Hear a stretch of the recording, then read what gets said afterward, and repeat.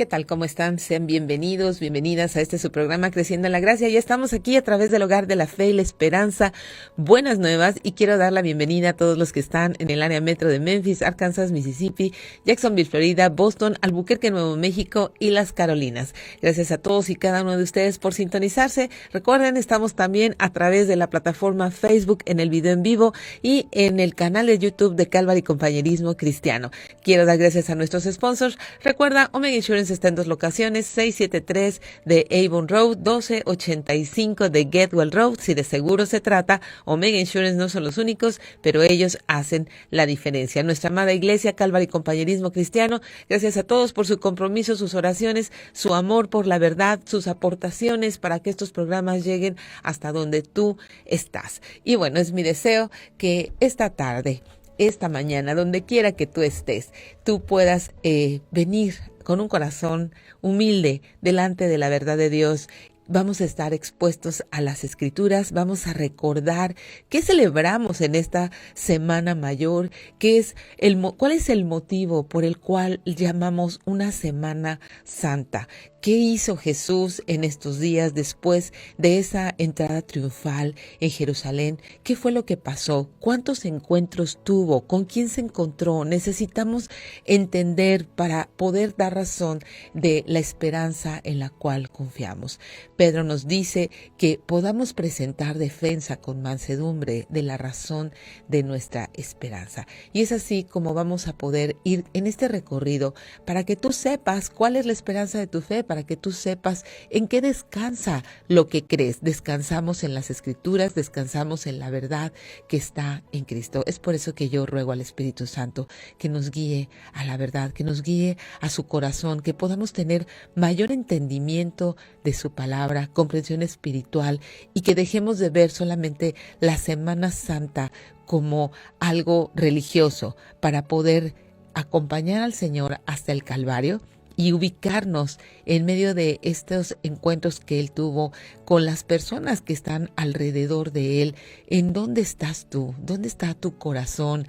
¿Cuáles son aquellas cosas que te impiden venir a Él? ¿Cuáles son esos ídolos que se levantan entre Cristo, la verdad, tu vida actual? Recuerda, Él hizo muchos reproches a los fariseos con respecto a su hipocresía. ¿Qué es la hipocresía? Pues una doble vida, una cara, ¿verdad? Una apariencia de piedad, decía Jesús, pero por dentro estaban llenos de huesos muertos. ¿Qué significa esto? Dos vidas, una apariencia y por otro lado un corazón seco, un corazón sin vida. Es por eso que en este recorrido hacia su viaje final, hacia el Calvario, vamos a encontrarnos con el Mesías, vamos a encontrarnos con Jesús. Y bueno, pues podemos ver que el ministerio de Jesús se divide en dos cosas: su preexistencia, ¿verdad? Y el Cristo profetizado en Génesis,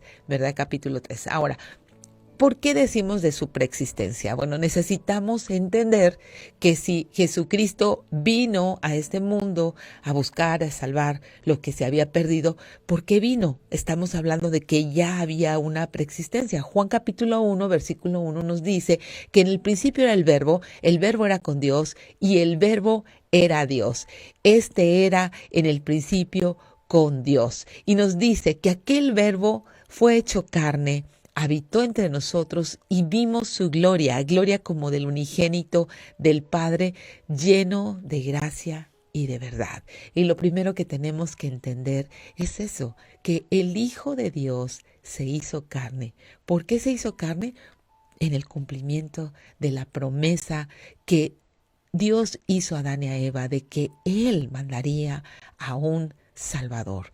Él mandaría a un Salvador. Bueno, de Génesis 3 a Juan pasó bastante tiempo. ¿Por qué? Porque este Mesías tenía que ser anunciado. ¿Por qué? Porque tenía que venir la ley, tenía que ver toda la historia. Noé, ¿verdad? Siendo él y su familia los únicos que se salvan después de que viene este diluvio y trae la promesa con Abraham. Y así sucesivamente los profetas hablando de este Salvador, instando en todo tiempo al pueblo de Dios a creer, a arrepentirse arrepentirse, a vivir de acuerdo a las normas de Dios. Dios elige a este pueblo, ¿verdad? Y nos habla de que vendrá este Mesías a través de los profetas. El profeta Isaías habla tanto de este Mesías sufriente, habla tanto del carácter de Cristo, habla tanto de quién era Cristo.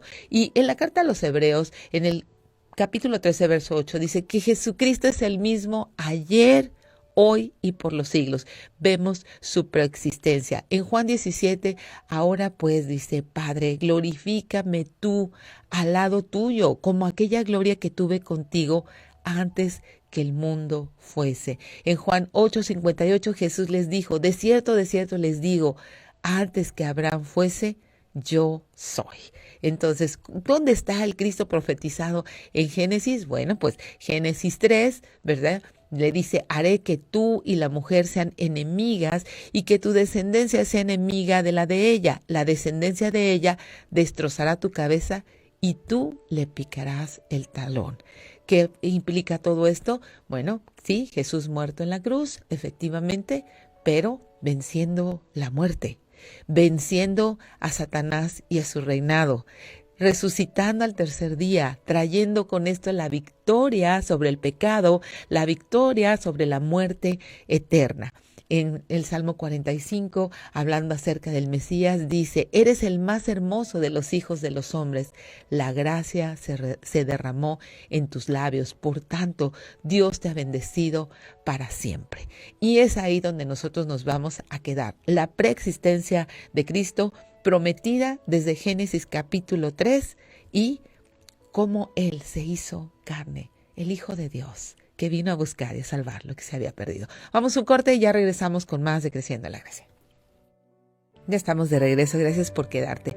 Vemos cómo Jesús y su preexistencia desde Génesis, anunciada por todos los profetas, anunciado en el Nuevo Testamento para que nosotros podamos ver y entender de su preexistencia. No es que de pronto apareció por ahí alguien que estaba predicando y que se hizo llamar el Hijo de Dios. No, en el libro de Isaías 61 dice, el Espíritu del Señor soberano está sobre mí, porque el Señor me ha ungido para llevar, fíjate, buenas noticias a los pobres. Me ha enviado para consolar a los de corazón quebrantado, a proclamar que los cautivos serán libertados y que los prisioneros serán puestos en libertad. Vamos a ver, ¿a qué vino Jesucristo? Bueno, primeramente dice que el Espíritu del Señor le ungió. El Espíritu, ¿cuándo vemos esto? Bueno, pues cuando va con Juan el Bautista a ser bautizado, cómo viene el Espíritu Santo sobre él en forma de paloma y dice, este es mi Hijo amado y en él tengo mi complacencia, ¿verdad? Dice que fue ungido para llevar buenas noticias a los pobres. ¿En este momento sientes pobreza espiritual? No está hablando de pobres en el sentido económico, está hablando de una pobreza espiritual, de una necesidad, de una sequedad del alma. Y muchas veces nosotros no sabemos identificar esta sequedad del alma y pensamos que con cosas temporales las podemos saciar, ¿verdad?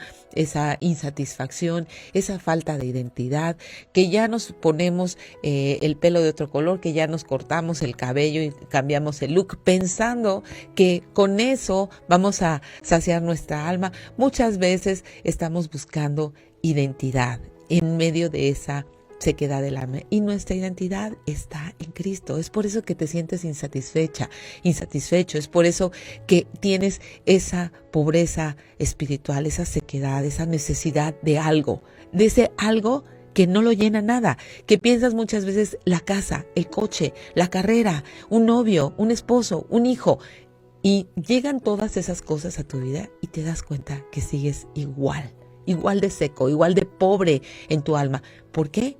Porque solamente Cristo tiene esas buenas noticias para esa pobreza espiritual. Dice, me ha enviado para consolar a los de corazón quebrantado. El corazón quebrantado es una necesidad tremenda. Esta tristeza por el fracaso, muchas veces tenemos un fracaso matrimonial, un fracaso con los hijos, un fracaso en cuanto a los planes y propósitos que nosotros creemos que nos van a dar cierta plenitud y felicidad, y de pronto te encuentras con el corazón quebrantado. ¿Por qué? Porque necesitas a alguien que pueda consolarte, alguien que pueda realmente darle sentido a tu vida. Y ese se llama Jesucristo. Y dice, y a proclamar que los cautivos serán libertados y los prisioneros serán puestos en libertad. Cautivos, estamos muchas veces cautivos a nuestras pasiones, a nuestros deseos, cautivos al dominio del pecado. Somos prisioneros del pecado. Y dirás, pero ¿cómo se puede ver eso en una vida? Bueno, pues cuando una vida está llena de amargura, cuando una vida está llena de falta de perdón, cuando una vida está llena de envidia, de resentimiento, cuando no soportas que a otros les vaya bien y cuando todo el tiempo estás levantando tus puños contra Dios. ¿Por qué a él y no a mí? ¿Por qué esta persona sí tiene esta felicidad y yo no? ¿Por qué él sí tiene hijos y yo no? ¿Por qué él sí tiene un trabajo y yo no? ¿Por qué él sí tiene éxito y yo no?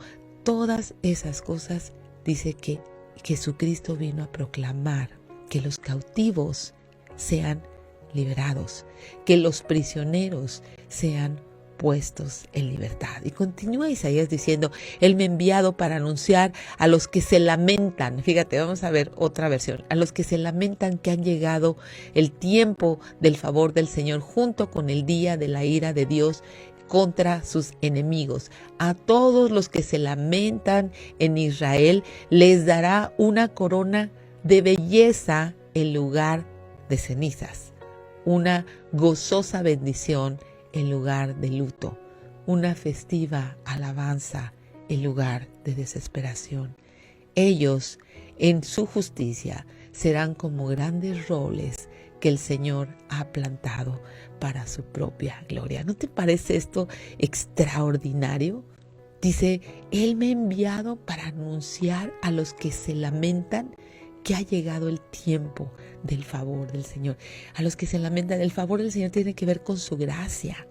Junto con su gracia, el Señor trae paz, trae gracia, trae misericordia a nuestras vidas cuando nosotros realmente abrimos la puerta, cuando dejamos de culpar a Dios de las decisiones que nosotros hemos hecho. ¿Por qué? Porque ponte a pensar, todas tus decisiones, ¿en función a qué las has tomado? ¿En función a lo que Dios dice? ¿En función a su palabra, sus preceptos? ¿O en función a ti mismo? ¿En función a tu propio consejo? ¿En función a lo que te conviene? ¿En función a lo que tú crees que es mejor para ti? Y dice aquí, Él me ha enviado para anunciar a los que se lamentan. Antes de Cristo yo me he lamentado de tantas malas decisiones. Y aún en Cristo hay momentos en donde yo en mi propia vida me he dejado llevar por lo que ven mis ojos y me he lamentado. Pero ¿sabes qué? Dice que aquí Él ha venido a anunciar a los que se lamentan que ha llegado el tiempo del favor del Señor. Siempre podemos encontrar el favor del Señor. ¿Te has equivocado? Bueno, pues tú puedes encontrar el favor del Señor. ¿A través de qué? A través del arrepentimiento, a través de la confesión de tus pecados. Isaías 61:3. A todos los que se lamentan en Israel les dará una corona de belleza en lugar de cenizas. Eso es lo que el mundo nos da. Un puñado de cenizas. Un puñado de cenizas. ¿Por qué? Porque el mundo siempre te pone una expectativa acerca del pecado increíble. Pero al final te deja con un puño de cenizas. Dice que una gozosa bendición en lugar de luto. Siempre el pecado nos ofrece mucho, pero nos cobra muy caro. Una festiva alabanza en lugar de desesperación. De pronto, por hacerle caso a la filosofía de este mundo, a nuestro perverso corazón, al consejo de cierto grupo de personas, por pertenecer a ese grupo, de pronto nos encontramos en esa desesperación. ¿Por qué? Porque la realidad es que necesitamos de un Dios, necesitamos urgentemente la gracia de Dios. Dice, ellos en su justicia serán como grandes robles. ¿En la justicia de quién? En la justicia de Cristo. Grandes robles que el Señor ha plantado para su propia gloria. Es ahí donde nosotros tenemos este cambio de dirección. Mientras antes buscabas tu propia gloria, ahora eres llamado a la gloria de Dios. Eres llamado a ser plantado como un gran roble, ¿verdad? Para la gloria de Dios. Jeremías 23:5. Pues se acerca la hora, dice el Señor, cuando levantaré a un descendiente justo del linaje del rey David. Él será un rey que gobernará con sabiduría, hará lo justo y lo correcto por toda la tierra. Y su nombre será: el Señor es nuestra justicia. En ese día Judá estará a salvo e Israel vivirá seguro. ¿Te das cuenta? En su nombre, el Señor es nuestra justicia. Solo en Cristo es que podemos hallar esa justificación, esa justicia. Es por eso que Isaías nos dice en el capítulo 53, ¿quién ha creído a nuestro mensaje? ¿Y a quién se le ha revelado el poder del Señor? Creció en su presencia como un vástago tierno, como raíz de tierra seca. No había en él belleza ni majestad alguna. Su aspecto no era atractivo, ni nada en su apariencia lo hacía deseable. Despreciado y rechazado por todos los hombres, el varón de dolores, hecho para el sufrimiento. Todos evitaban mirarlo. Fue despreciado y no lo estimamos. Ciertamente, Él cargó con nuestras enfermedades, soportó nuestros dolores, pero nosotros lo consideramos herido, golpeado por Dios y humillado. Él fue traspasado por nuestras rebeliones y molido por nuestras iniquidades. Sobre Él recayó el castigo, pereció precio de nuestra paz, y gracias a sus heridas fuimos sanados. El precio de nuestra paz, y gracias a sus heridas fuimos sanados. Mientras todos nosotros estábamos perdidos, como ovejas, cada uno seguía su propio camino, pero el Señor hizo recaer sobre Él la iniquidad de todos nosotros. Maltratado, humillado, ni siquiera abrió su boca. Como cordero fue llevado al matadero, como oveja enmudeció ante sus trasquiladores, y ni siquiera abrió su boca. Tremendo este texto de Isaías, donde relata paso a paso la crucifixión, el propósito de que Jesucristo viniera. Recuerda, quita de tu mente esa mentira de que pobrecito lo mataron. Él entregó su vida. Él dijo: nadie me quita la vida, yo la pongo por mí mismo en rescate por muchos. En esos muchos estamos tú y yo.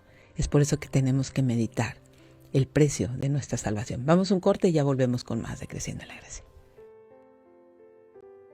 Estamos de regreso, estamos meditando acerca de esta semana, qué significa, cómo fue que Jesucristo vino, fue el varón de dolores. Isaías 53 es un texto que te invito a que abras tu Biblia, lo leas, lo medites, que puedas discernir a la luz de este texto el costo de nuestro pecado. Cada vez que nosotros le damos lugar a la concupiscencia que hay dentro de nosotros. ¿Qué es la concupiscencia? Esos deseos que tienes que se oponen a Dios. Cuando Dios dice algo y tú dices: no estoy de acuerdo, no. Esa es tu propia concupiscencia queriendo oponerse a Dios. Este texto de Isaías 53 dice en el versículo 8 que después de aprenderlo y juzgarlo, le dieron muerte. Nadie se preocupó de su descendencia. Fue arrancado de la tierra de los vivientes, golpeado por la transgresión de mi pueblo. Se le asignó un sepulcro con los malvados y murió entre los malhechores, aunque nunca cometió violencia alguna, ni hubo engaño en su boca. Pero el Señor, recuerda, los peros en la Biblia son cosas que tienes que subrayar. Aprende a subrayar tu Biblia, a buscar mandamientos, promesas, cosas, pecados que tú quizás tengas que abandonar, ejemplos a seguir. Pero el Señor dice, quiso quebrantarlo y hacerlo sufrir. Como Él ofreció su vida en expiación, verá su descendencia y prolongará sus días y llevará a cabo la voluntad del Señor. ¿Te das cuenta? Jesucristo entregó su vida. Él la entregó. Dice Hebreos que por el gozo puesto en Él, viendo hacia el futuro, mirando hacia aquellos que habrían de decir sí, mirando hacia aquellos que habrían de rendir sus vidas al Salvador, que leyendo este texto, que mirando la condición vacía de su vida, entienden que este Mesías vino a buscar, a salvar lo que se había perdido, vino a cambiar nuestro lamento en baile, vino a, después de esa sequedad espiritual, a darnos gracia, a cambiar la dirección de nuestras vidas, a abrir nuestros ojos a todas aquellas mentiras que este mundo nos da. Después de tener tantas cenizas en nuestras manos, después de una vida llena de amargura, llena de quebranto, Él vino a consolarnos, a consolar a los quebrantados de corazón. Él vino a darnos libertad de estar cautivos. Quizás estés cautivo en un vicio, en drogas, en alcohol, pornografía. Quizás estés cautivo en amargura.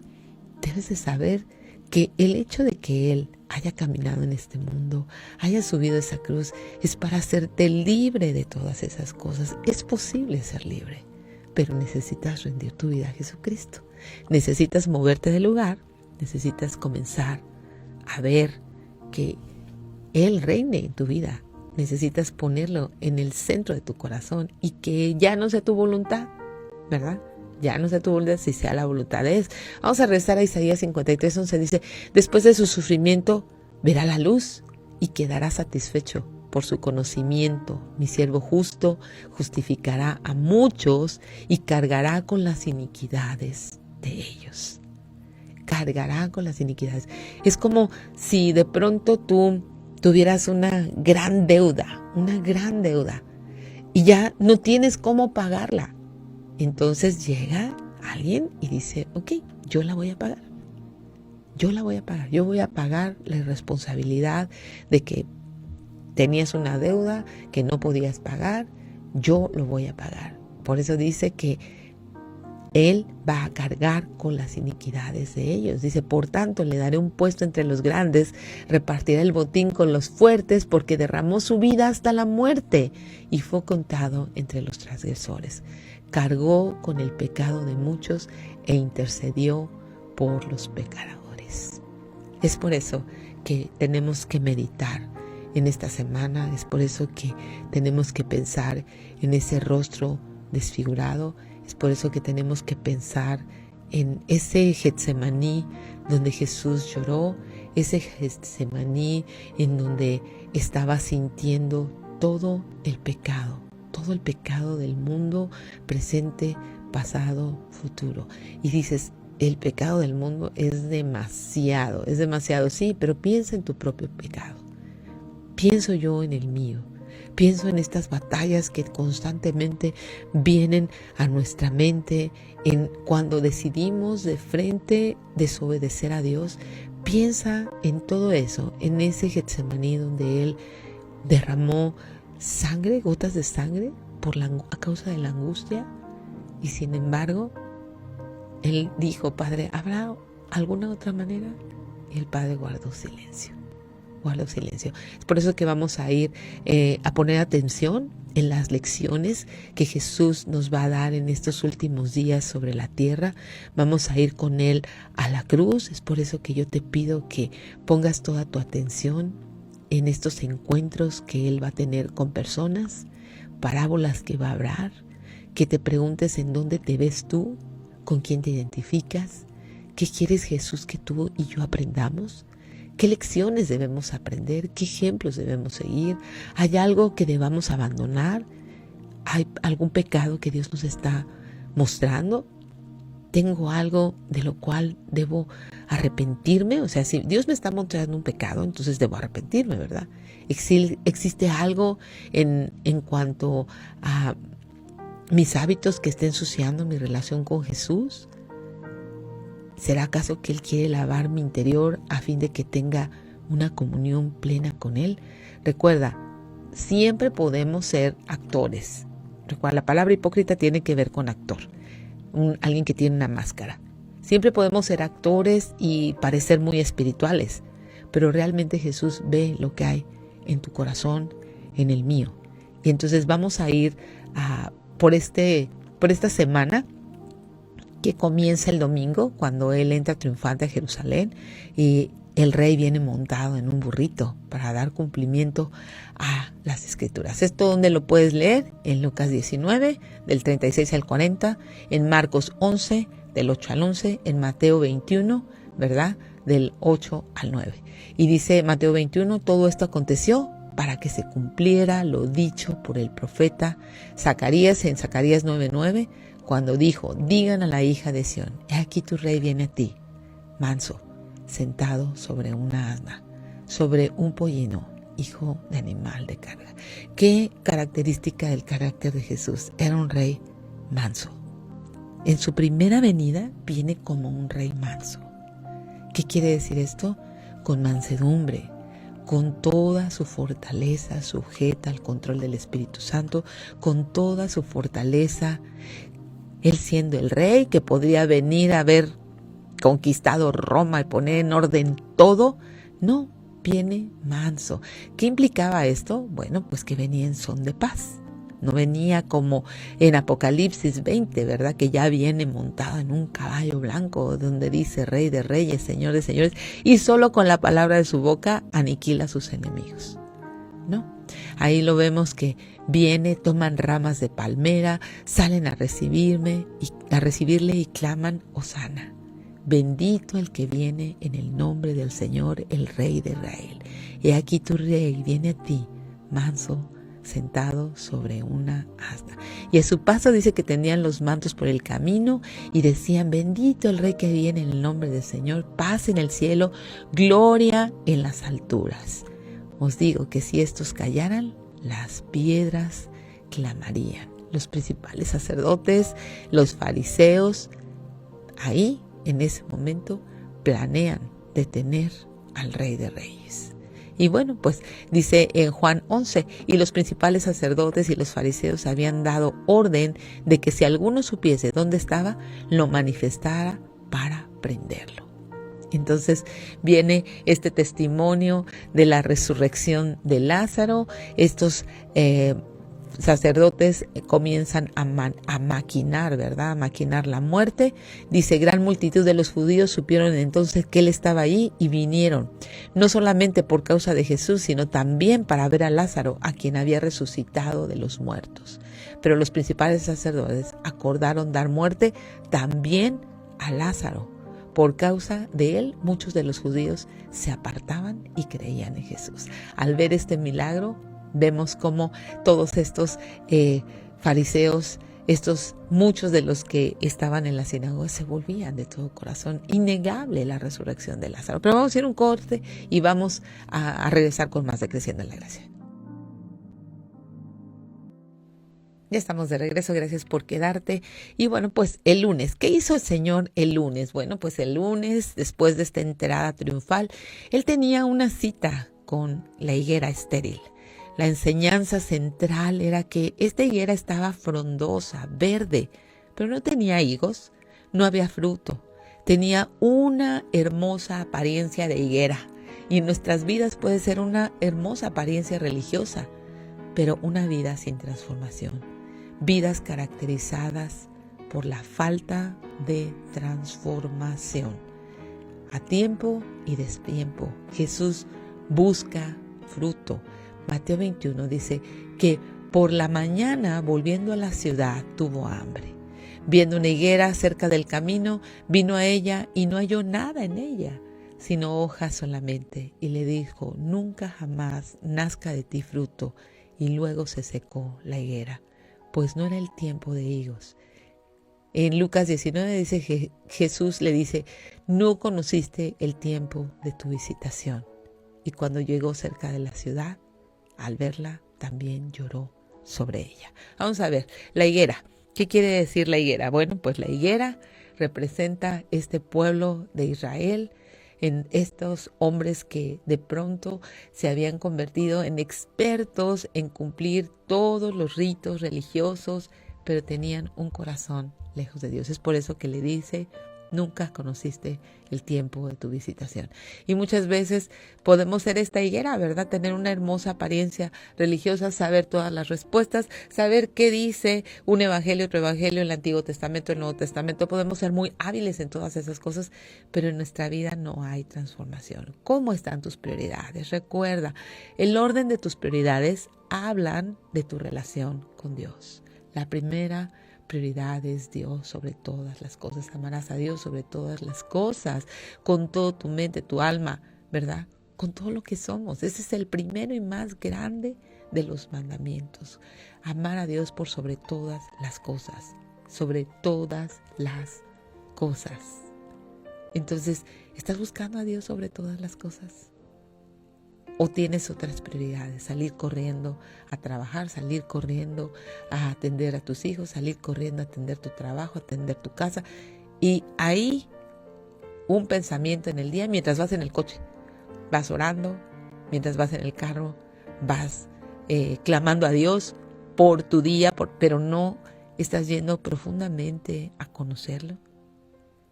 No seas esta higuera estéril, en donde Jesucristo es solamente un medio para obtener tus fines. Necesitas conocer el tiempo de tu visitación. Necesitas saber que Jesucristo nos viene, nos llama para dejar de vivir para nosotros. Y no implica que no hagas todas esas cosas. Tenemos obligaciones como mamá, en nuestro rol de mamá, de atender los hijos, aquellas que hacen este doble trabajo de su casa e ir a trabajar y todo eso.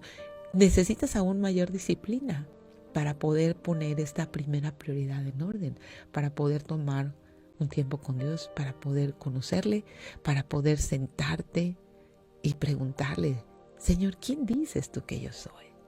¿Qué quieres que yo haga? Recuerda, cuando Pablo en el camino a Damasco, Jesús le derriba, ¿verdad? Y él cae postrado. Cuando él se levanta, le dice, Señor, ¿quién eres? ¿Y qué quieres que yo haga? Que cada mañana sea nuestra oración el decir, Señor, ¿quién eres? ¿Qué quieres que yo haga? ¿De qué manera yo hoy puedo glorificarte? ¿Tienes una cita divina para mí hoy? ¿Habrá alguien que tú puedas poner hoy en mi camino con el cual pueda hablarle de mi fe?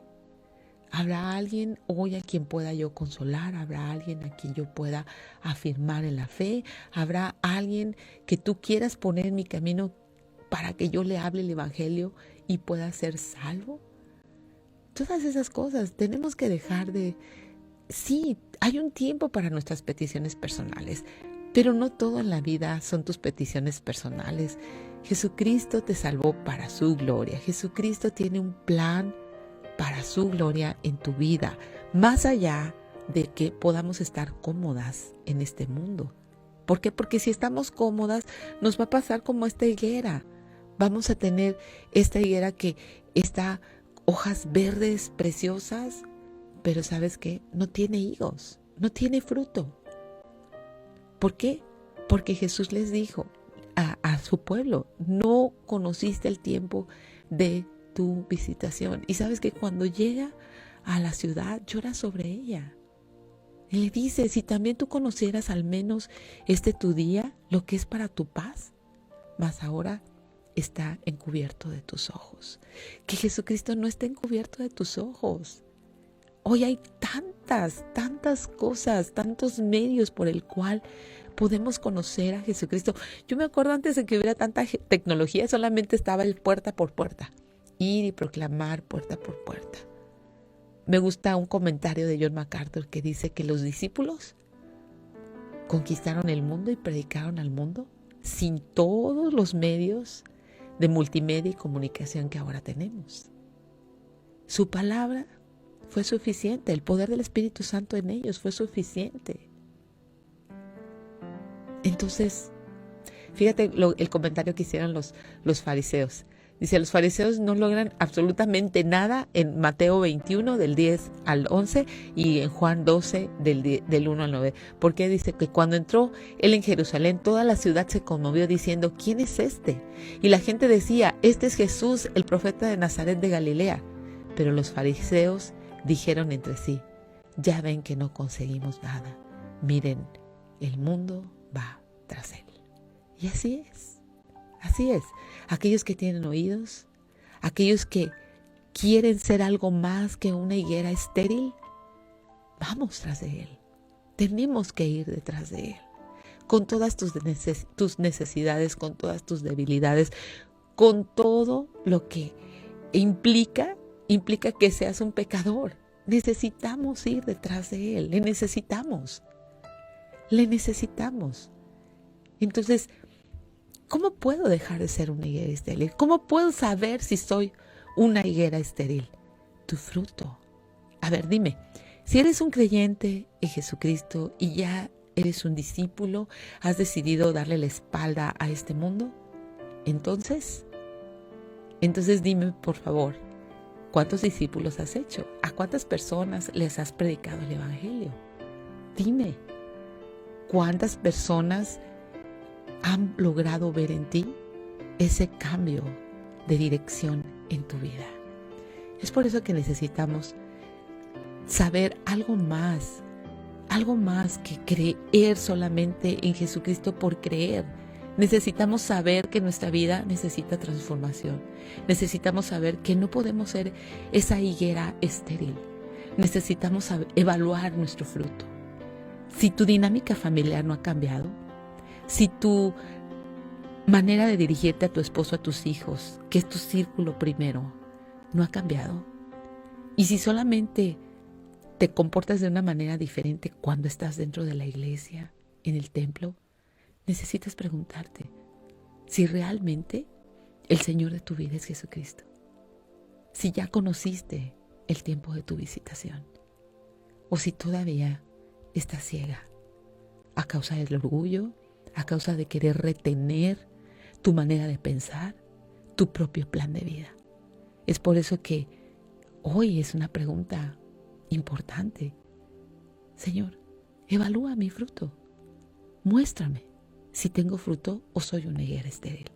Y podemos orar y pedirle al Señor que nos ayude a confesar nuestros pecados, venir a arrepentimiento y pedirle que nos conceda arrepentimiento, que abra nuestros ojos, que conozcamos el día de su visitación.